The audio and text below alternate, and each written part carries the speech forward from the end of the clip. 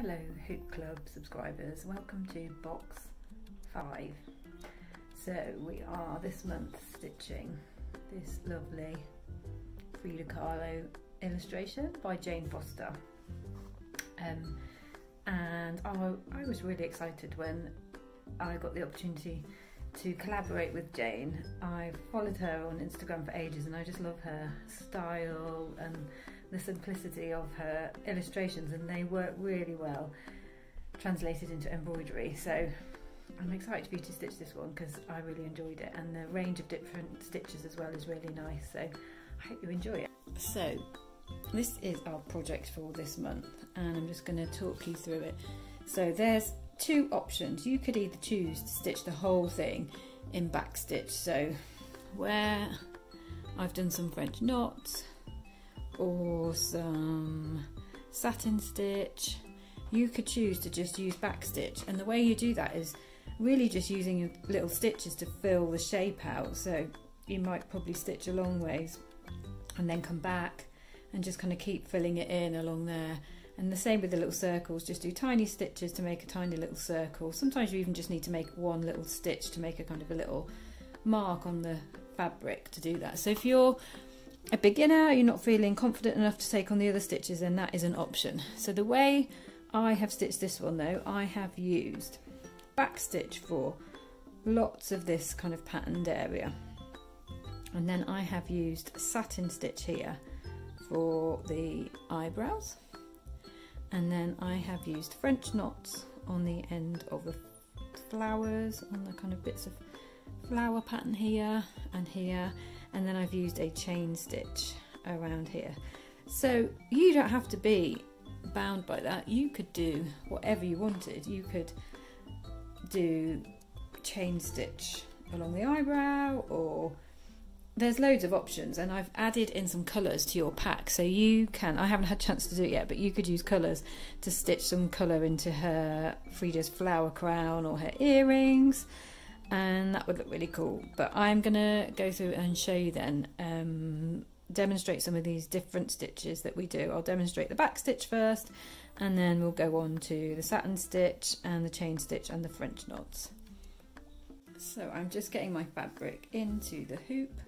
So you put the small hoop on a table, lay over the fabric, then you put the larger hoop over the top. Try and get it central, but you can always change it afterwards.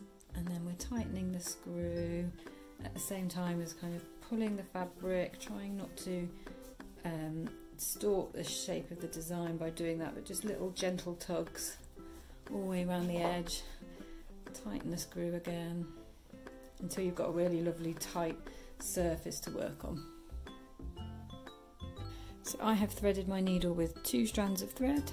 As you can see, we do a lot of our kits with 2 strands of thread because it gives you a nice delicate line to outline things in. And then I'm going to tie a knot in the end, just 1 knot, and then I'm going to start doing some back stitch. So all of her hair and outline of her face I've done in back stitch, and all you do, I'm going to start here, is you come up and then go down, and you can do it either way, kind of going forwards or backwards. So I've done 1 stitch, and then I'm going to use that the distance of that stitch to come up again for my next stitch, and I go down the hole that I made with my first stitch. So I'm probably doing these a little bit bigger just so that you can see them, and then up again and back down through the hole,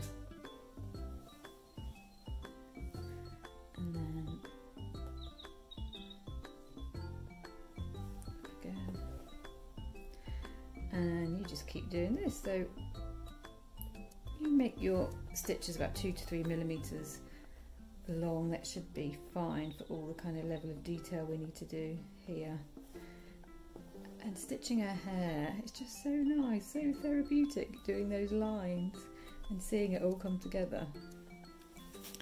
So that's the back stitch, really simple. So as I said, you could do the whole kit in that if you wanted to, the whole project just use your stitches like you would a pencil to colour in the lines. Make little marks with your stitches. So we're going to move on to doing the satin stitch now, so I'm just going to show you close up what this looks like. So these are little vertical stitches that go all the way along next to each other. Now I really like the effect of kind of the not kind of straight line, so you will struggle to get a really perfect line just because of the weave of the fabric and where your needle wants to come up through the kind of the weave of the fabric. But what we're trying to do is get these little vertical stitches all next to each other. They slightly kind of fan out into a little archway, so start them slightly angled there and then move along. But this is the satin stitch, and you would probably normally do slightly bigger kind of stitches to make up a satin stitch, but it gives a really lovely effect along here, real nice and textured. It really stands out as her eyebrow. I really like it. So I'm going to go start here and just go up and down and then back up as close as you can get and down.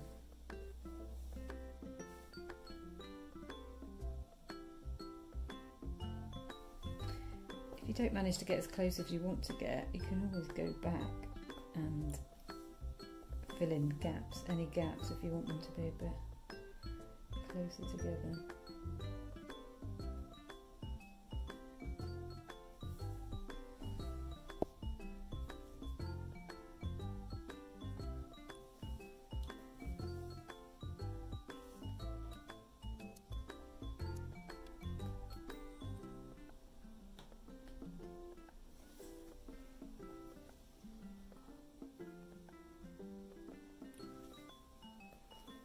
You can see we're starting to make this lovely textured line across the thick, silky textured line with our thread.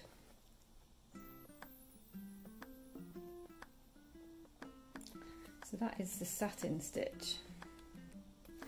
So just keep going along her eyebrow.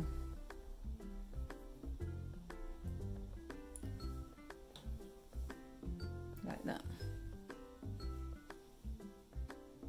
So now I'm going to show you the French knots that we are stitching along the flowers. So it's a really lovely tactile piece of work. It would make a really lovely little mini cushion or something, though it wouldn't be very sturdy. But we're going to show you how to do the French knots now. So people are sometimes a bit nervous about French knots, but once you get the hang of them, they're really easy. They're not my funnest stitch to stitch. I find them a little bit boring in a way. I don't know.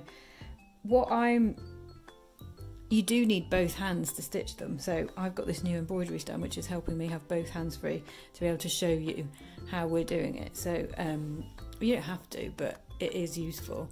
So I'm just going to zoom in so you can properly see what I'm doing here. So I'm coming up through the fabric, pulling it as far as it will go. Then you hold a little bit of fabric here. The important thing is you're putting your needle on top of this fabric, and then you're going around 2 or 3 times depending on how big you want your French knot. Then you're pulling this tight and going back down almost exactly where you came out, or right next to it. As you pull down, you've made your little knot. So I'll do it again. The key is getting the fabric twisted around your needle in the right direction. So pull your fabric through, pull this little last bit tight, needle on the top, back round 2 or 3 times, back into the fabric, pull this tight and back down. And I will do one more. So up through the bottom of the fabric, hold that little bit tight, go round 2 or 3 times, back down. See how it helps to have an embroidery stand and 2 hands free. So there are your French knots. So easy once you know how. Okay, so now we're going to do some chain stitch. I stitched all around here in chain stitch. Oh, I love chain stitch, so satisfying. This one is actually reverse chain stitch. It's much easier than traditional chain stitch, so I'm just gonna zoom in. So the first thing to do is you make a little anchor stitch, small as you can.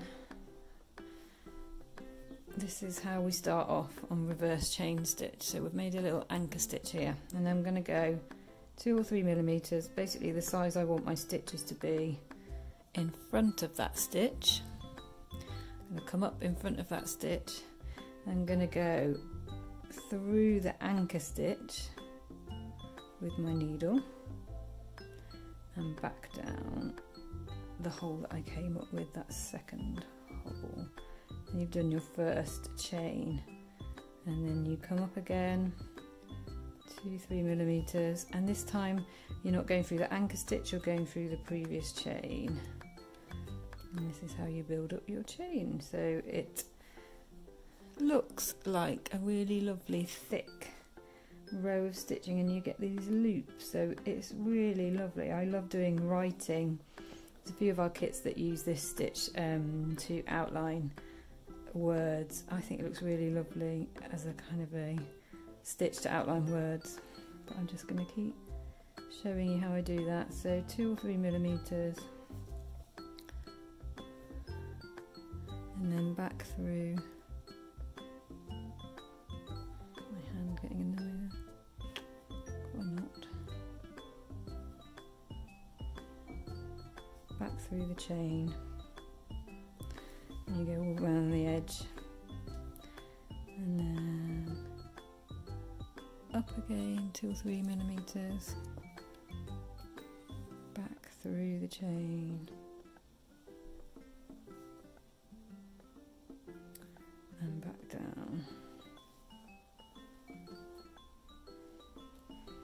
So that is the chain stitch. So you could use that on the hair, or you could use a few more strands of thread and potentially even do a really thick chain stitch on her eyebrows, but I've just used it to add a little bit more detail to this flower, so see what you feel like doing. So that is all of the stitches that I've used on this piece, and the rest of it is all backstitch, and you're just doing varying sizes of backstitch. So on this little bit, on this wheel, on this flower, little tiny ones around there, and then larger back stitches to make the circles meet, and the same on her eye. So depending on the line and the size of the line that you're wanting to fill, just judge whether you can do one back stitch or whether you need to do a couple of back stitches. So on her earrings here, I've chosen to do 2 or 3 stitches to kind of make up the stitch there. It would have been too kind of floppy and open if I just did one back stitch there. So that is our Frida Kahlo kit, and we have some more in this range coming from Jane, a really lovely cat one that I've shown you, and a flower which is really lovely as well, which we're working on at the moment. So if you're enjoying this one, then watch out, there are some more to come.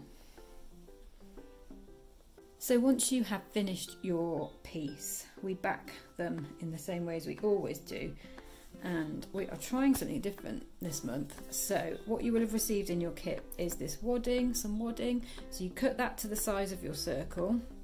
You can use the backing disc to cut that. You put that in first, and then you trim around here. I haven't done it on this one, but you trim around the excess fabric. It needs to be about 2 or 3 centimeters. And then what you will have is a cardboard back. So we were having problems with these wooden backs.